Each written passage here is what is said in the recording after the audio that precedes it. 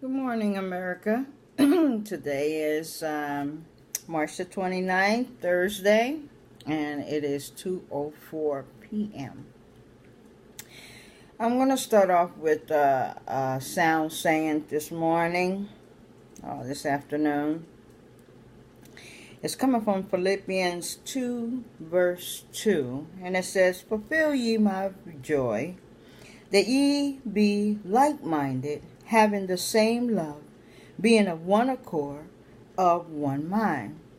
Fulfill ye my joy, that ye be like-minded, having the same love, being of one accord, of one mind." Philippians 2:2. Now listen, side of this, we have "Behold," coming from Isaiah 59, verse 1, "Behold, the Lord's hand is not shortened, that it cannot save." The Lord's hand is not shortened, that it cannot save, neither his ears heavy, that it cannot hear, which is appropriate for the reading that we're doing today. I'm going to repeat this one. "Behold, the Lord's hand is not shortened, that it cannot save, neither his ears heavy, that he cannot hear." Okay, Isaiah 59, 1. It's appropriate because just yesterday I made mention of speaking against people, or I made mention of cursing, someone cursing you. I said that it is better if someone curses you out than if someone curses you. I also said that if a person curses you, if the person is not a member of the family of God, then you have nothing to worry about. However, if that person is someone special unto the Lord, then you have much to be concerned about. And this story today is regarding someone who was special to the Lord, and his siblings, speaking among themselves, were speaking ill of him. And though Moses was not there when they said those words among each other, the Lord heard those words, and he was displeased with them. Okay, so they were punished for it. One of them was punished. Okay, and we are also walking into section C. We've done section 1. It was describing the anger of God. We done section 2. It was describing the length, the intensity of God's anger, the fierceness, the powerfulness of his anger. Now we're going to go into section C, which gives us examples of what God does, why he does, when he is upset with thee. Okay, so we're going to be reading Numbers chapter 12. It is a short verse. It only has 16 verses to it, yet it's very powerful. We have a significant amount of uppercase bold letterings in this particular reading, which will be verse 6, 7, 8. Verse 4, 6, 7, 8, and verse 14. All right. Numbers 12 has a few colors in it. We have yellow for family, black for sin, which would be expected, red for discipleship. We also have olive for commandments. We have blue for salvation. We have gold for prophecy. We have orange for your faith, and we have silver for history. It ends off with silver for history. As we've been doing for the last few days, we will be reading it from the King James Old Version to the New International Version, so as that you can understand what is being said unto thee. Okay, so I'm going to put this away and pull the books closer to us. What's going on in Numbers 12? In Numbers 12, we have 3 main characters: Miriam, his sister; Aaron, his brother; and Moses and God. 4 main characters: Miriam, Aaron, Moses, and God himself. Okay? And Miriam and Aaron opposed Moses. All right? Miriam is punished with leprosy. She didn't keep it long. She kept it about 7 to 10 days. She had to go outside of the tent, outside of the camp, while she had the leprosy, because that is what all others who had leprosy had to do. They could not stay within the encampment at the time. They had special places outside of the camp that they may stay. And most people who get leprosy do not recover from it. There are a few people in the biblical time who were able to recover from the leprosy, and Miriam was one of them, and Haman was another. He was the gentleman who went to the prophet, and the prophet told him to go dip himself 7 times in the Jordan River. He was indignant with the prophet because he had it in his head that the prophet would do this, that, and the other to him, and the leprosy would be gone. But the prophet gave him something extremely simple to do. He told him where to go, the Jordan River. He told him what to do when he got there. Dip yourself 7 times. And that was it. The prophet went home in a rage. And the same servant girl who had sent him to the prophet in the first place said to him, Master, if he had told you to do something difficult, you would have done it. But he told you to do something small. He told you to go to the Jordan River and dip yourself 7 times. But he left in a rage. And he's saying out loud, what is so special about the Jordan River? Why can I dip myself in all the rivers here in Egypt? And he went home, fuming like a roaring lion. Again, the young maiden came to him, reasoned with the gentleman, and he got up on his beast, went to that river, dipped himself 7 times, and on the 7th time he came up, his skin was clean as a newborn baby. Okay? So he was one that was cured of his leprosy, and Marian will be another individual also will be cured of her leprosy due to the prayer of her brother, her little brother, Moses unto God. Okay? So watch who you talk to and how you talk to them, because you may say something to a person, you may offend them. If they are among the world's, no concern at all. If they are among the Lord's, much concern you should have. All right, so let's begin. The first verse is yellow for family, and it says, and Marian and Aaron spake against Moses because of the Ethiopian woman whom he had married. For he had married an Ethiopian woman. Okay, he married a black woman. This is what the complaint that they were speaking of. Maybe they preferred that he marry among the Hebrew woman, but instead he was given a wife long ago before his assignment, and he took the wife because in the biblical times, to give your virgin daughter is an awesome gift. You didn't just give a woman away. She was usually a virgin. And usually you will get a woman if you have done something great to obtain her. Okay? And he did. Moses chased off the individuals that were harassing the daughters of Jethro while they were trying to water his beasts. Okay? So that's how he got this Egyptian woman. All right? Who he loved very much. But they apparently had an issue with her. So let's continue. So they were bad-mouthing their sister-in-law. I'll read it again. And Marian and Aaron spake against Moses because of the Egyptian woman whom he had married, for he had married an Egyptian woman. Let's read it from here. Marian and Aaron began to talk against Moses because of his Cushite wife, for he had married a Cushite. In the biblical time, these women were called two things. They were Ethiopians and they were also Cushites. Either way, it means the same thing. All right.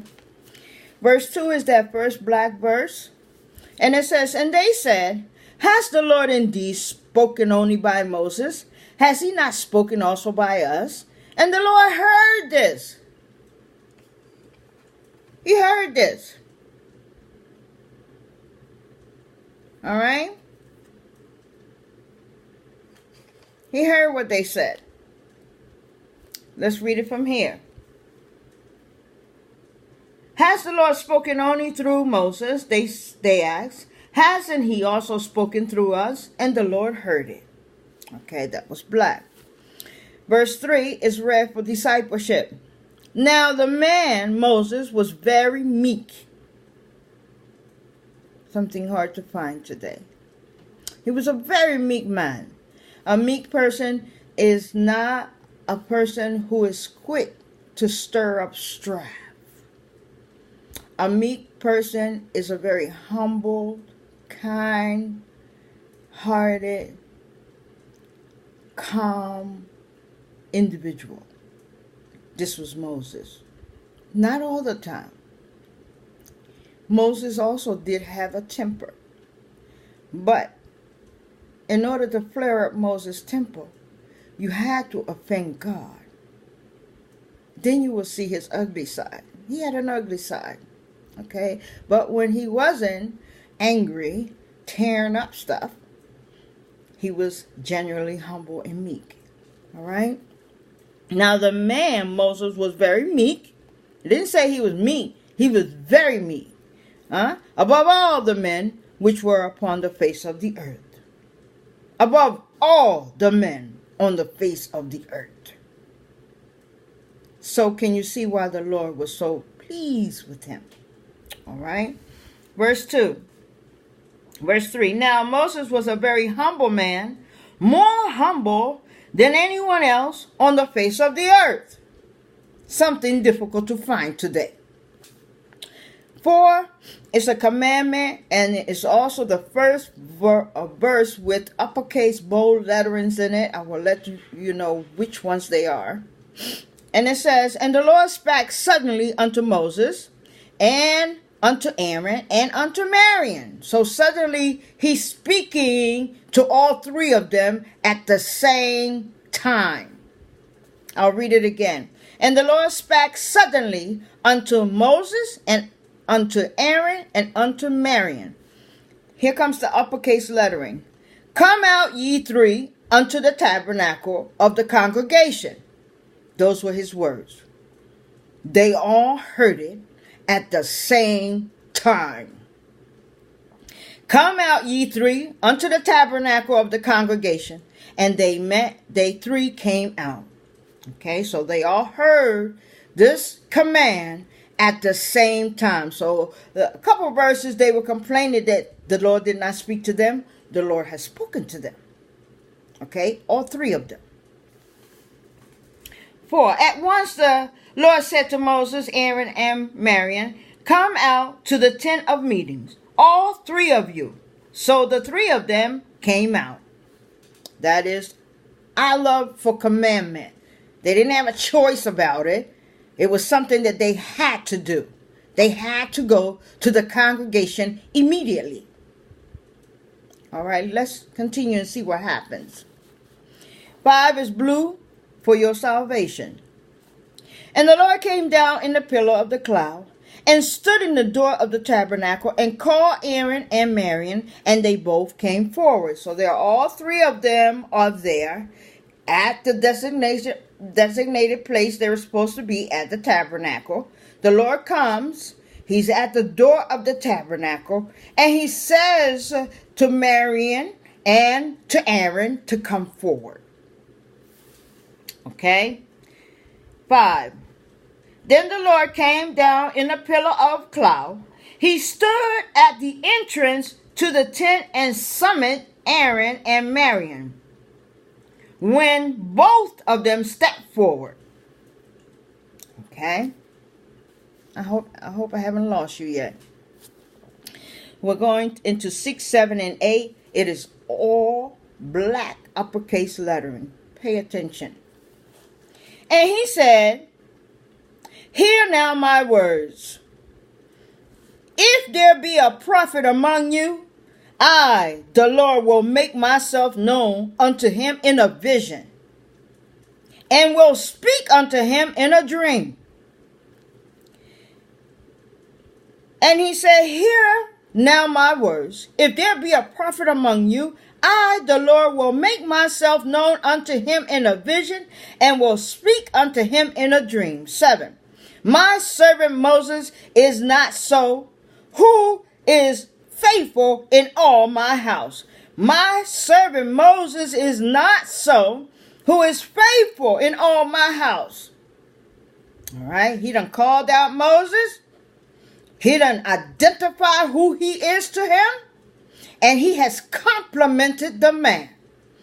He is Moses, his servant, and he is the faithful one of all his household. Pay attention. 8. With him I will speak mouth to mouth, even apparently, and not in dark speeches, and the similitude of the Lord shall he behold. Wherefore then were ye not afraid to speak against my servant Moses? Or, let's back it up a little bit more. Let's back it up to 6. And he said, "Hear my words. If there be a prophet among you, I, the Lord, will make myself known unto him in a vision, and will speak unto him in a dream." 7. My servant Moses is not so, who is faithful in all my house. 8. With him I will speak mouth to mouth, even apparently, and not in dark speeches, and the similitude of the Lord shall he behold. Wherefore then were ye not afraid to speak against my servant? Why is it then you were not afraid to speak against my servant? That's what wherefore then means. Why were you not afraid to speak against my servant? Those words were also spoken by David to the young Amalekite, who came to announce to him that Saul was dead. He not only announced it, that Saul was dead, but he also told him how it came about that the king was dead. He said the king asked him to kill him with the sword. And King David said to him, "Wherefore had you not been afraid to rise your hands up against the king, the anointed king of God?" It don't make no difference what the king said. So what the king said, "Kill me." You are not to put your hand on an anointed individual that belongs to God. Why do you think David didn't do it? He just kept on running. Why? Because he loved God, number one. And number two, the king, despite his behavior, was an anointed king of God.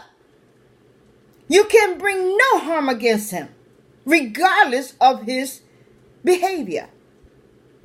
Okay, so let's read it from here. 6. Father, where is 6? Oh, here it is. And he said, "Listen to my words. When a servant of the Lord is among you, I reveal myself to him in visions. I speak to him in dreams." 7. But this is not true of my servant Moses. He is faithful in all my house. 8. With him I speak face to face, clearly, and not in riddles.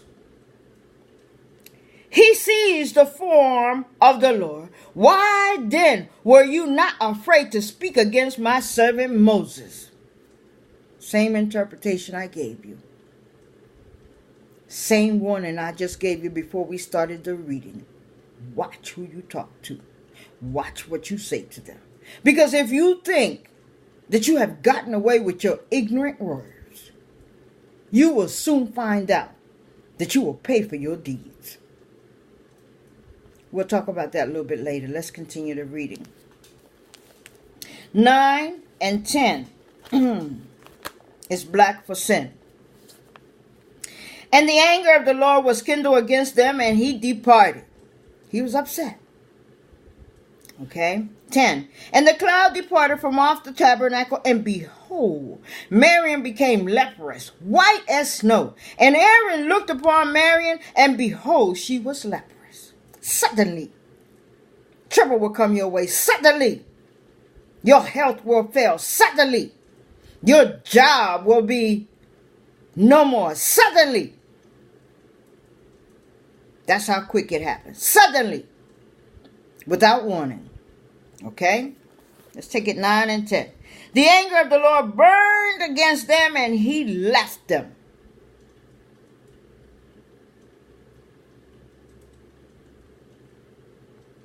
It burned.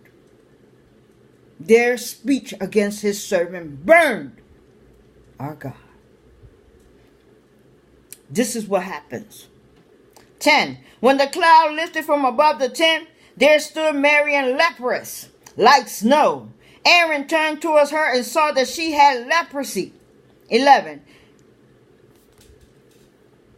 That she had leprosy. Okay, 11, 12, 13, and 14, which has some uppercase lettering in it.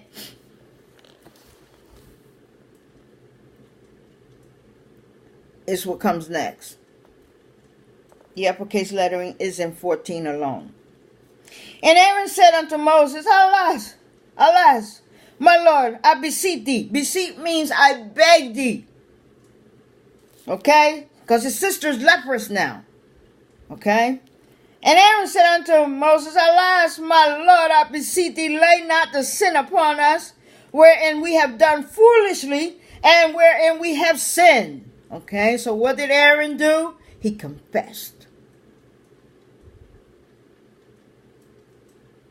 He begged, he confessed, and admitted that they had sinned. Okay? 12. Let her not be as one dead, of whom the flesh is half consumed, when he cometh out of his mother's womb. Let her not be as one dead, of whom the flesh is half consumed, when he cometh out of his mother's womb. 13. And Moses cried unto the Lord, saying, Heal her now, O God, I beseech thee. Okay, so she has two brothers, and both of them are grieving because of what has come upon Miriam. Now, apparently, if you read the story and you have some wisdom, knowledge, and understanding, you can almost put together that it was Miriam that was doing most of the talking.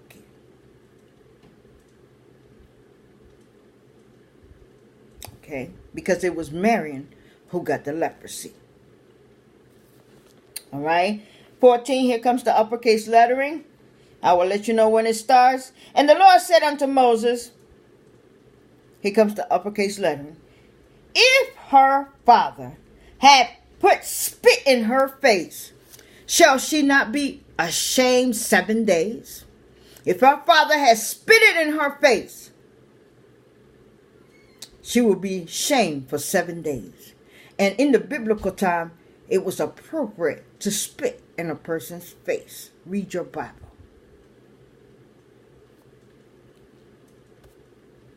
Read your Bible.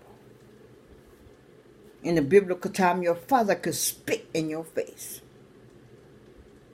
You're acting like a hornet, a whore. He will spit in your face. And it was appropriate.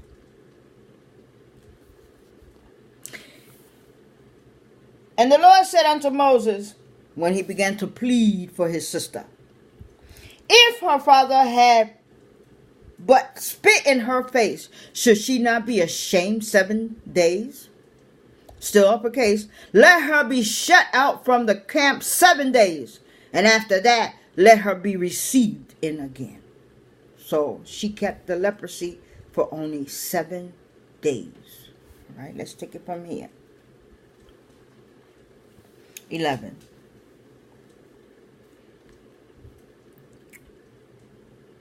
And he said to Moses,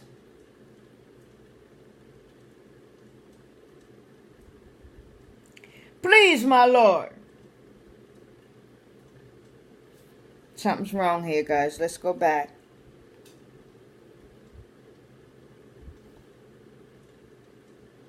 Okay, here it says 11. And Aaron said unto Moses, alas, my Lord, I beseech thee. What is it here? Says 11. And he said to Moses, please, my Lord, do not hold against us the sin we have so foolishly committed. Okay. 12. Do not let her be like a stillborn infant coming from his mother's womb, with his flesh half eaten away. That's what this means here.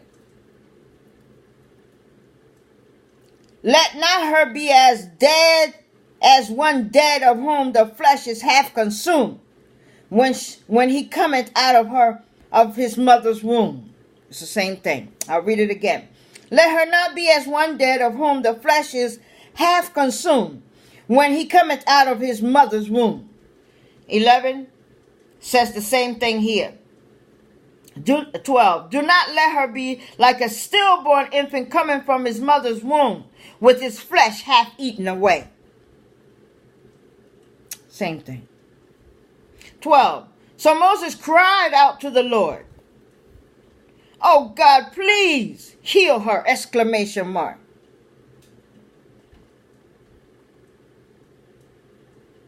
There's no exclamation mark here. It says, and Moses cried unto the Lord, saying, hear her now, O God, I beseech thee. Here it says, so Moses cried out to the Lord, oh God, please heal her. No exclamation mark. It's an exclamation mark here, but it's not here. So it shouldn't be here either. Okay? I beseech thee. 14. The uppercase lettering. The Lord replied to Moses, if her father had spit in her face, would she not have been in disgrace for 7 days? Confine her outside the camp for 7 days. After that, she can be brought back. This is what the Lord said. 15. Still orange for your faith. And Miriam was shut out from the camp 7 days, and the people journeyed not till Miriam was brought in again. So the people stayed put in that campsite for the 7 days that Miriam had to sit outside of the camp with her leprosy. The campsite did not move any further. They waited for her. Okay? And Miriam was shut out from the camp 7 days, and the people journeyed not until Miriam was brought back in. I will read it from here again. So Miriam was confined outside the camp for 7 days, and the people did not move on till she was brought back. The last verse is silver for history. And afterward the people removed from Hazeroth and pitched in the wilderness of Paran. And afterward the people removed from Hazeroth. This is where they were at the time this happened with Aaron, Miriam, and Moses. They were in Hazeroth, okay, and pitched in the wilderness of Paran.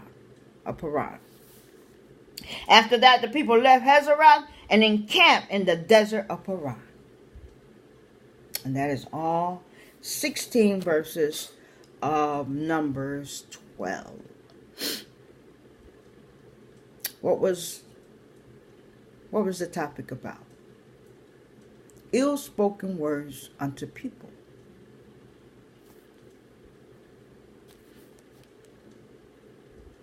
Ill-spoken words is what got Miriam in trouble.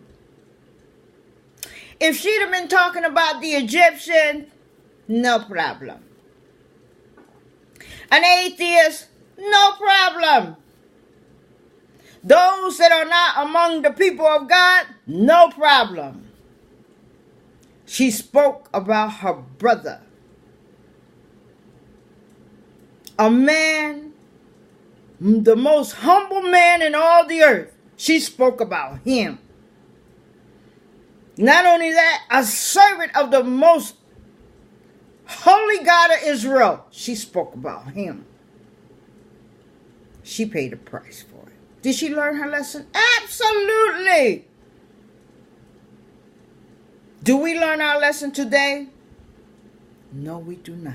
Why? Because sometimes, most of the time, we don't recognize the servants of the Lord. We don't know who they are. We think they're the big mega pastors that peddle you for all your funding, promising you things that they cannot fulfill. Send us $88 and you will receive a blessing that you aren't ready to receive. Send us this, send us that. Those aren't the servants of God. We don't have to beg you for your money. We have no need of it.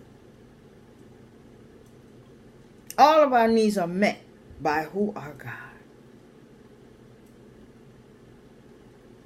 Okay? So if you speak about somebody, please,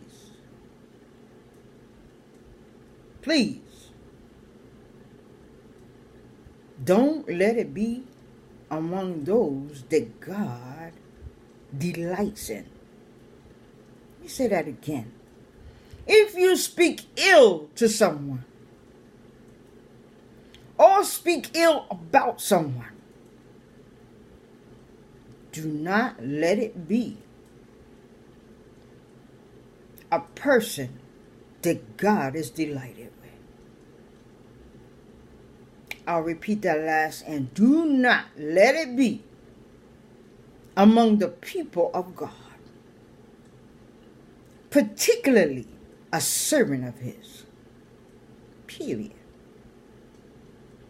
And if it is, in the same way that Marian in the biblical time had to pay for it, in these days, 2018, you too will pay for it.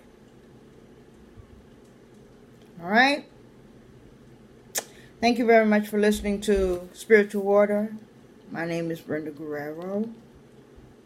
And as always, it's a pleasure to share the gospel of the Lord with thee. I pray that using this additional parallel Bible makes it easier for you to understand that which is read out of the original Bible.